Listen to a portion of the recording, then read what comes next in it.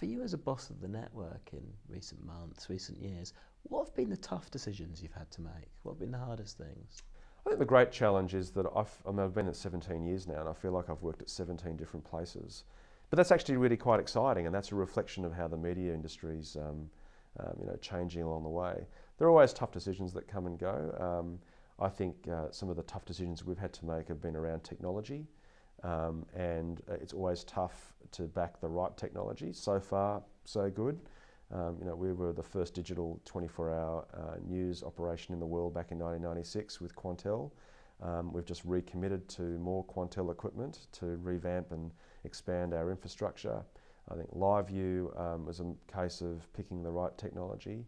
I still believe that technology and platforms are always the trickiest challenges that anyone has in my position.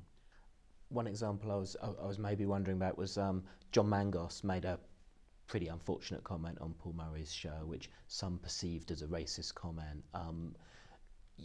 You decided that his contract wasn't going to be renewed as a result of it, and I think it was you who handled the conversation with him. Mm-hmm. He'd clearly been a pretty good servant to the station.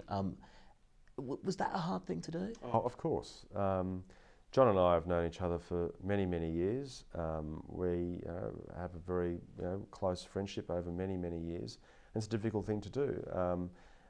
We had a Human Rights Commission complaint against us.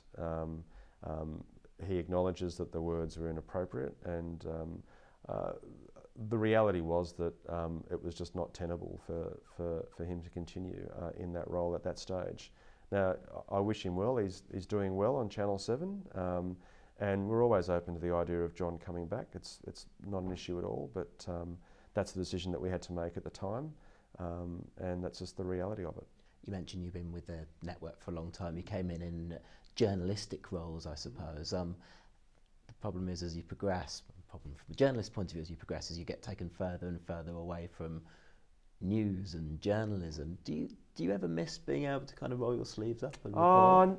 Look, my office is in the newsroom, and I live and breathe the newsroom. I'm an avid viewer of television news. I watch our services all the time. I've been known to still write. I've been known to make the odd phone call here and there. And I'm very much engaged in the deployment and the way that we cover the news day.